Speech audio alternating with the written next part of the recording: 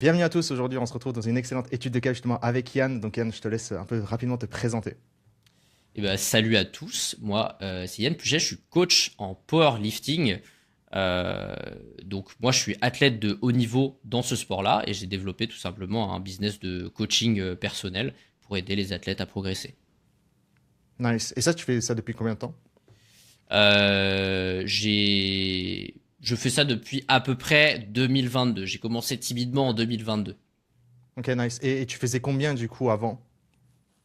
Alors, Ouais. avant de rejoindre Upscale, du coup, j'étais sur des bases de à peu près entre 3000 et 3500 euros par mois de chiffre d'affaires. Mhm. Nice. Et maintenant, tu as fait quel type de Et du résultat là coup, en ce moment? maintenant, sur les derniers mois, donc le mois de décembre, j'ai fait 6000, le mois d'octobre, j'ai fait 8000 et le mois de novembre, j'ai fait 6000 aussi. Donc, on va dire que je me projette plus ou moins sur un truc stable à peu près vers 8000. Nice, ok, super. Et qu'est-ce qui a changé en fait aujourd'hui? Qu'est-ce que tu faisais avant concrètement, par exemple, pour faire les 3, 3, 5 mensuellement? Alors, mensuellement, justement, la grosse différence, c'est que je faisais payer mes athlètes mensuellement et maintenant je propose différentes formules, 3 à 6 mois, qui sont plus ou moins avantageuses et forcément je pousse les personnes à prendre un petit peu plus. J'ai un meilleur système d'acquisition client et donc tout simplement il y a plus de personnes qui rentrent, qui vont prendre des formules potentiellement plus importantes, qui vont s'engager sur plus longtemps. Moi, ça m'a permis de recruter quelques personnes pour m'aider, notamment maintenant plusieurs coachs qui travaillent avec moi et tout simplement qui vont récupérer les nouveaux athlètes qui rentrent. Nice.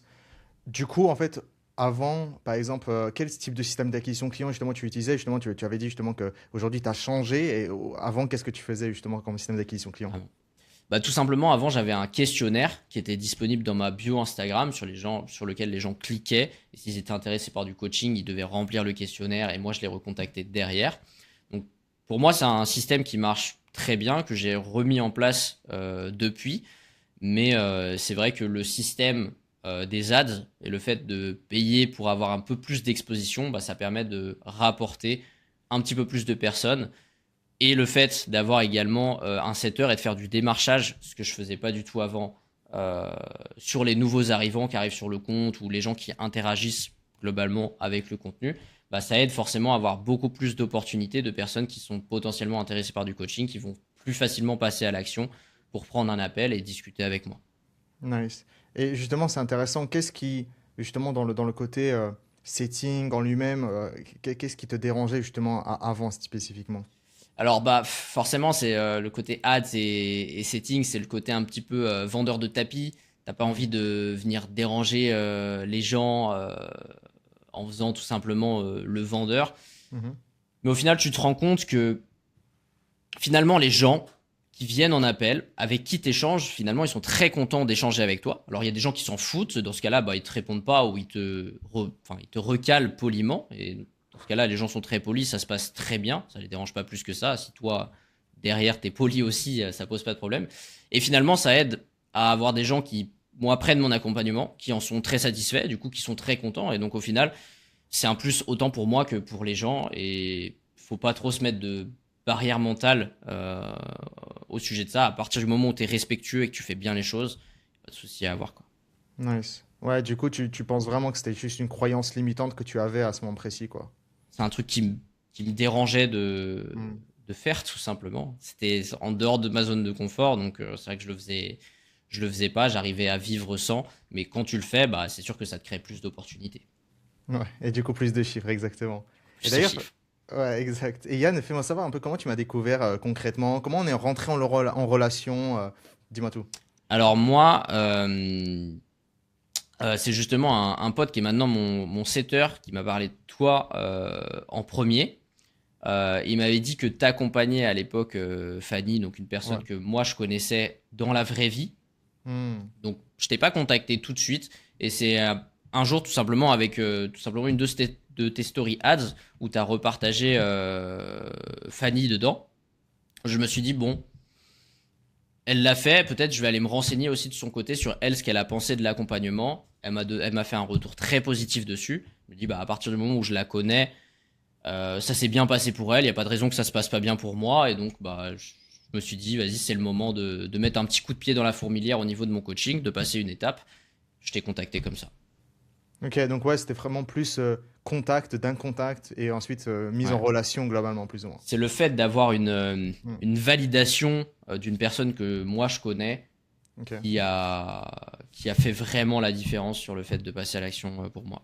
Ok, c'est intéressant. Parce que du coup, même si tu voyais d'autres résultats clients, par exemple, que ce soit sur mon compte Instagram, sur ma chaîne YouTube, en fait, tu t'en foutais un peu ou ça jouait un peu légèrement? Dis-moi en plus un peu là-dessus. Honnêtement, si je suis complètement cash, je m'en foutais totalement. Moi, je Ok. pars du seul principe où je connais cette personne-là qui est passée de ça à ça, et le reste, je me base pas du tout. Déjà parce que c'est potentiellement pas du tout des gens qui sont dans ma niche. Fanny, elle est dans la niche aussi, pas le même business, mais dans la niche du powerlifting aussi. Et simplement, je pense que c'est la croyance commune. C'est tu te dis bah potentiellement la personne, qu'est-ce que ça lui coûte de repartager des trucs qui sont fake ou quoi que ce soit, t'en sais rien. Moi, je me basais juste totalement sur la personne que je connais et passer de ça à ça. Et t'aurais pu en faire une ou 50 transformations. Je me base que sur celle que je connais, quoi. Enfin, moi, je réfléchis comme ça en tout cas. Ouais, super, super, super intéressant. Et du coup, bah, pour les personnes potentiellement qui pensent un peu comme toi aujourd'hui, est-ce que je te paye pour faire cette étude de cas? Non. Non, Donc, pour le coup, ouais. non, non, non, totalement. Non, mais super pertinent. Et c'est vrai que ça revient un peu souvent, tu vois. C'est le côté, en fait, bah, faut que je vois quelqu'un un peu légèrement un peu similaire dans ma niche pour passer à l'action, pour me dire, OK. Ah oui, donc peut-être là, ça peut devenir intéressant. Est-ce que du coup, c'est l'aspect. Imaginons, tu la connaissais pas en vrai, mais par contre, tu la voyais qu'elle était un peu dans la même niche, plutôt similaire un peu à la tienne, tu vois, un peu dans le monde du powerlifting. Est-ce que ça jouait un peu dans le positif, qui te donnerait d'avancer avec moi, ou finalement c'est vraiment le côté que tu devais connaître vraiment personnellement la personne? Ouais, bah, je suis dans une niche relativement petite, donc même si c'était pas le cas, mais même si je la connaissais pas personnellement et qu'elle était dans ma niche, je sais que j'aurais forcément connu des personnes qui la connaissent et je pense que je l'aurais dans tous les cas quand même contacté avant de passer à l'action, donc avant de répondre à un de tes messages setting ou quoi que ce soit. Je pense que j'aurais d'abord cherché la confirmation de quelqu'un d'extérieur à toi pour passer à Ok. l'action. Ok, super intéressant parce que là j'enchaîne des études de cas et c'est pareil. Ouais. J'ai dû contacter un de tes clients pour m'assurer si c'est vrai. C'est Hmm. super étrange parce que du coup, forcément, on fait notre mieux justement de bien le communiquer. Mais c'est vrai qu'il y a cette crainte réelle en fait aujourd'hui du marché, manque de confiance aujourd'hui sur le marché. Yann, est-ce que toi, du coup, tu avais pris d'autres accompagnements au préalable ou c'est le tout premier pour toi? Personnellement, pour moi, c'était le tout premier. Après, j'en avais déjà pris un pour ma copine qui était vidéaste et pareil, même type, hein, un gars qui est vidéaste qui aide d'autres vidéastes à se développer un petit peu. Donc, je savais plus ou moins comment ça allait se passer. Mais Ok. sinon, pour moi, personnellement, non, j'avais jamais pris d'accompagnement. Ok, donc c'est le premier. Comment s'est passé un peu du coup, même bien sûr on n'a pas encore terminé en fait, on est au plein milieu encore de l'accompagnement, le moment où en fait on fait l'étude de cas, mais comment tu te sens un peu dans l'accompagnement, comment ça se passe pour toi, dis-moi tout. Alors, au début, le très négatif et le très positif, c'est que ça met un sacré coup de pied au cul. Tu t'investis, tu as aussi, bah, du coup, tout un nouveau champ des possibles et une nouvelle un petit peu vérité qui qui s'offre un petit peu à tes yeux. Pas très français. Mais ça va de. Enfin, moi, j'avais mon cerveau qui tournait à 3000 à l'heure pendant une semaine. Je faisais des assez mauvaises nuits, etc. C'était pour le bien parce que du coup, je travaillais énormément et franchement, je pense que sur cette période-là, j'ai jamais autant travaillé de ma vie et je pensais pas être capable de travailler autant. Mais moi, le premier effet, le premier truc marquant, c'est que ça a vraiment boosté euh, ma capacité à trouver des solutions pour faire avancer mon business, quoi, tout simplement. Nice. Donc c'était vraiment un gros coup de boost en fait de pousser l'action, de faire réagir, de faire Ouais. en sorte que ça fonctionne, etc. C'est ça? Exactement, sachant que moi, bah, j'ai ma vie d'athlète, etc. à côté. Hmm. Je pense pas être un ultra bosseur de base.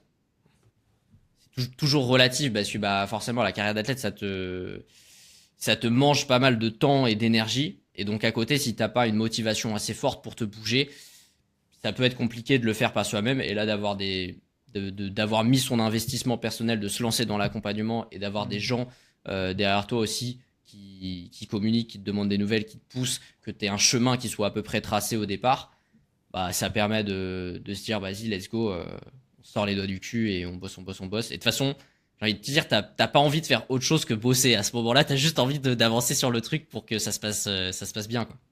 Nice. Et, euh, et toi, concrètement, qu'est-ce que toi tu recherchais?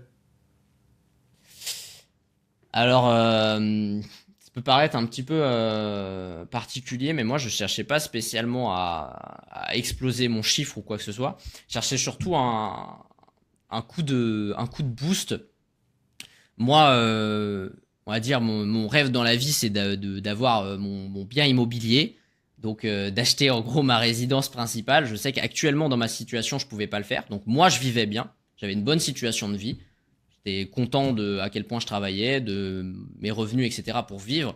Mais par contre, pour passer une étape, vraiment, bah, potentiellement acheter sa maison et même d'une manière générale, avancer dans la vie. Genre, moi, je considère que pour être heureux, il faut avoir des projets à bâtir et un petit peu avancer.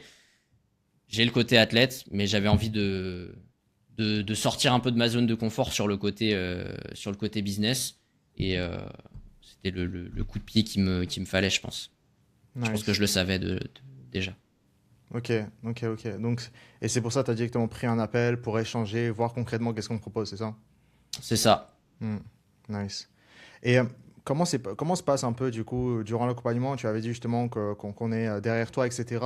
Quelles sont un peu, d'après toi, aujourd'hui, les choses un peu qui t'ont marqué, qui sont un peu positifs pour toi, au-delà vraiment du coup de boost aujourd'hui? Est-ce qu'il y a autre chose, par exemple, spécifiquement dans l'accompagnement, qui t'ont fait bien, du bien, on va dire? Pour moi, je pense que c'est le fait d'avoir des gens qui soient pas forcément d'accord avec moi sur bah, forcément les croyances que je pouvais avoir. Et le fait d'avoir des gens tu leur dis ouais, mais je pense que ceci, ah, je pense que dans mon business, ceci, cela, machin, et eux qui te disent bah non. Et du coup, bah toi t'es en mode ok, bon bah je vais essayer de faire confiance, voir ce qui se passe. Et au final, tu vois que tu avances, tu te remets en question sur certaines choses, tu te confirmes sur d'autres. Mais pour moi, c'est vraiment cet échange-là Hmm. avec des gens qui sont pas du tout de mon milieu et du coup qui n'ont pas du tout déjà les biais cognitifs du milieu et du coup qui me disent clairement quand ils pensent que quelque chose n'est pas bon pour mon business quoi, ou pour moi.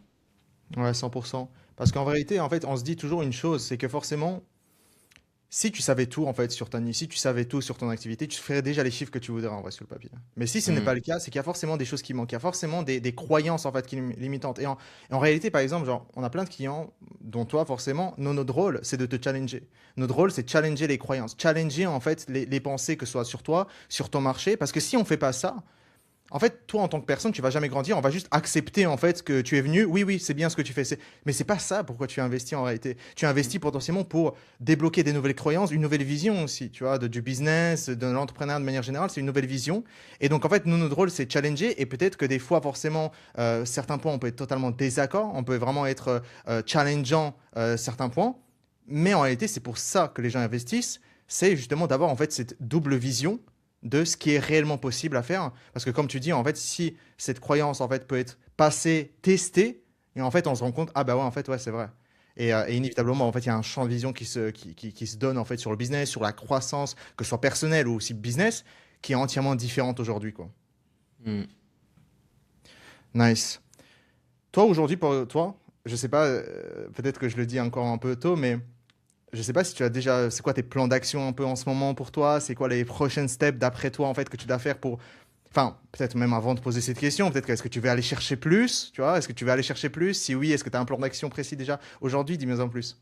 Alors, moi, mon objectif aujourd'hui, forcément, les chiffres vont suivre avec, mais mon objectif, maintenant, j'ai deux coachs qui bossent avec moi. Un diététicien aussi qui faisait partie de mes athlètes, qui a passé son diplôme, etc., qui bosse un petit peu en parallèle aussi avec moi. Aujourd'hui, mon kiff, c'est de me dire que je vais faire aussi vivre un petit peu ces personnes-là.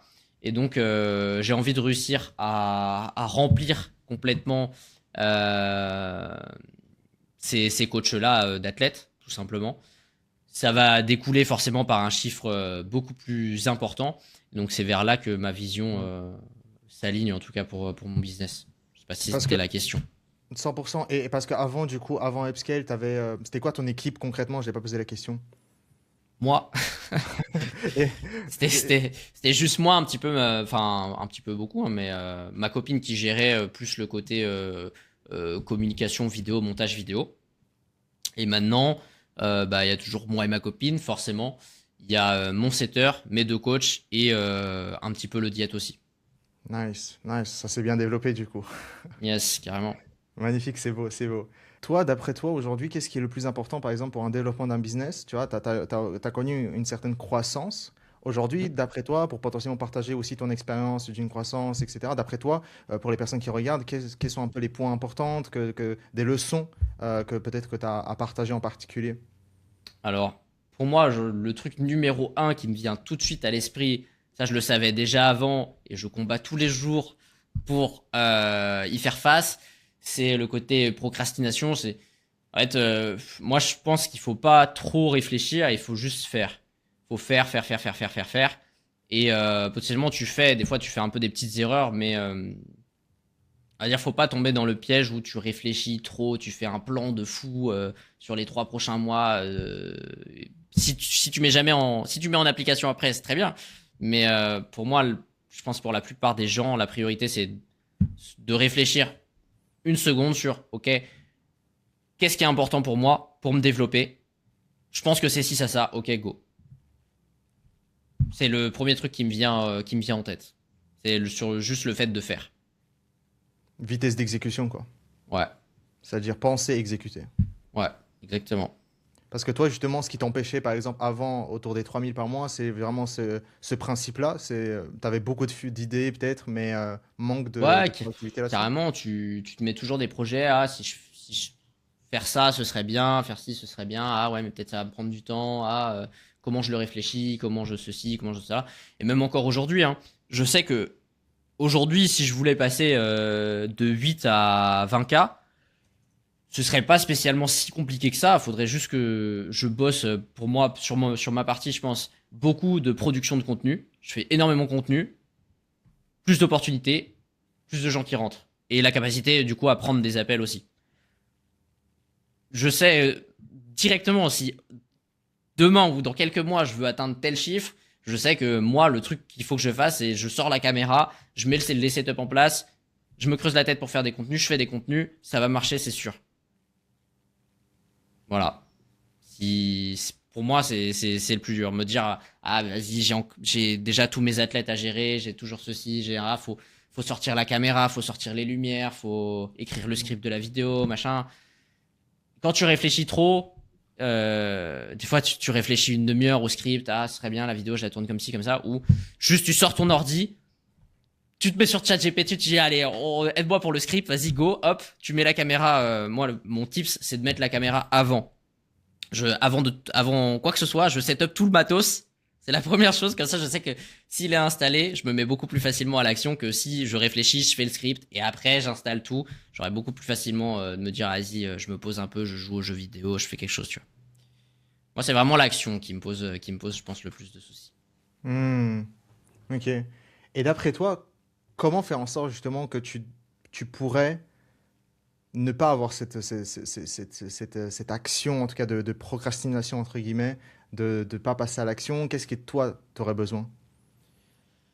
Bah, on va dire, pour moi, le levier le plus puissant, c'est si jamais t'as quelque chose qui te pousse au cul, comme le début de l'accompagnement, quand tu t'investis dans un nouveau truc, bah là, t'as plus le choix, entre guillemets. Tu te dis, bon, quand même que je mange.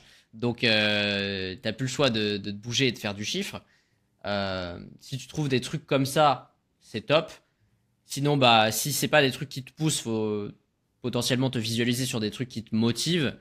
Donc, bah, moi, je sais que personnellement, ce qui me motiverait le plus, c'est pas de me dire je veux faire tant de cash, c'est plutôt de me dire, vas-y, j'ai envie de mettre mes coachs bien. Je sais que je vais me mettre bien en mettant mes coachs bien, mais le truc qui va plus me pousser, ça va être les autres.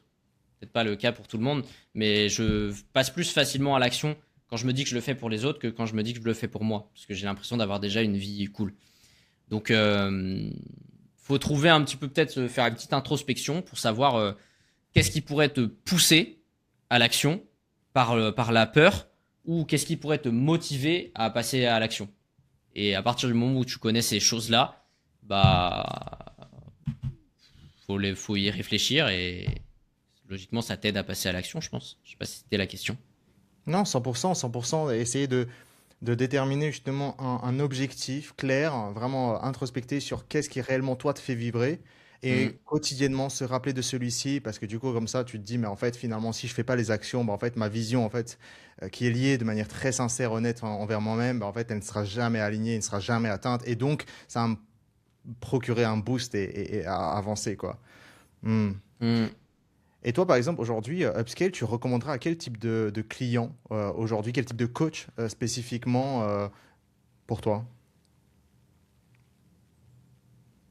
Parce que je pense que ça peut correspondre à beaucoup de personnes différentes.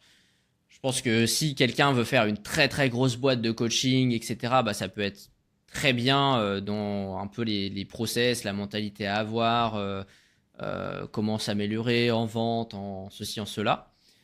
Et ça peut être bien pour des personnes comme moi qui visualisent dans un premier temps un peu moins les sommes dans l'absolu, mais qui ont envie d'avancer, qui ont envie de bâtir un beau projet, un truc qui tient la route, qui veulent faire un gros bateau pour avancer assez loin. Donc, je vois pas à qui je ne recommanderais pas, quoi. C'est plus ça la question. Je recommanderais pas à quelqu'un qui veut rien faire, enfin, ou qui veut rester dans sa situation. Enfin, mais bon, ça paraît logique, quoi. Ouais, non, mais bah, écoute, tu sais, il y a toujours différents types de typologies. Il y a surtout il y a des personnes qui ils sont rarement prêts à passer à l'action. Mais justement, ces personnes-là qui aujourd'hui, tu vois, ça fait depuis pas mal de temps, justement, on est en train de discuter. Et il y a encore ces personnes-là aujourd'hui, potentiellement, qui sont hésitants. Tu sais, ils sont encore hésitants potentiellement de se dire, un peu comme je dirais pas toi, parce que toi, du coup, tu as besoin de voir très concrètement une personne un peu dans ta niche, mais qu'est-ce que tu dirais à une personne concrètement, tu vois, qui est ici, qui a deux doigts potentiellement de passer à l'action, mais qui encore se retient de réserver un call avec moi et potentiellement passer le cap et rejoindre Upscale? Alors, je pense que le, la chose qu'il faut se dire, première chose, c'est juste, est-ce que tu as confiance dans Upscale, tout simplement, de base? Si oui, tu as confiance, derrière, tu peux mettre un peu au-delà tous les doutes, etc. Parce que dans tous les cas, quand tu vas être dans la situation, tu auras les gens pour t'accompagner, tu vas te bouger le cul et tu vas forcément avancer. Et moi, dans la vie en général, ça fonctionne comme ça. Quand tu travailles, tu avances. Si tu travailles un minimum intelligemment. Là, comme tu as des personnes pour t'accompagner, dans tous les cas, tu vas travailler, tu vas avancer. Donc, c'est un investissement qui est forcément rentable à partir du moment où tu te mets à travailler. Donc, est-ce que tu as confiance? Si tu penses que tu as confiance dans le produit, vas-y et tu feras, hein. Pour moi, Ouais, 100%, 100%, 100%. l'échec n'est pas une option, comme je dirais.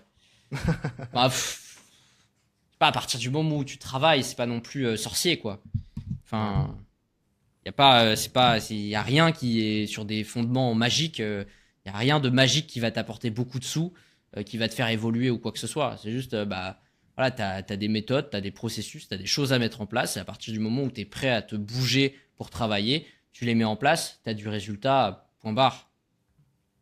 100%.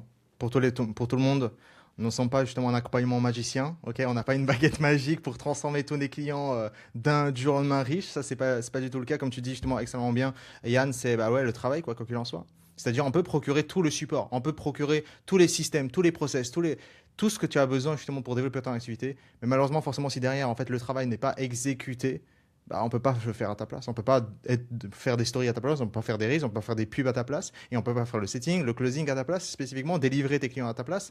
Forcément, il y a un travail à effectuer, quoi. Avec les- Magnifique, Yann. Est-ce que tu as encore potentiellement un dernier mot à partager? Je ne sais pas si tu as encore une dernière petite chose à partager aux personnes qui sont restées jusqu'à là. Bah, écoutez, merci de m'avoir supporté déjà jusque-là dans un premier temps. Et j'aurais envie de dire, bah, si vous avez un business et que vous avez la volonté d'avancer dans votre vie et dans votre business, c'est un investissement comme un autre qui vous permettra d'avoir les armes pour mieux avancer. À partir du moment où vous êtes prêt à travailler, pas se poser 1 milliard de questions, comme je l'ai dit. Premier truc qui prime pour avancer, c'est de passer à l'action. Donc, vous pouvez réfléchir toute votre vie, ça va pas vous mener à grand chose. Des fois, il faut débrancher un petit peu le cerveau, se lancer, travailler. C'est comme ça qu'on a les résultats, en tout cas selon moi. Nice. Merci beaucoup, Yann. C'était un plaisir. Avec plaisir. Hop.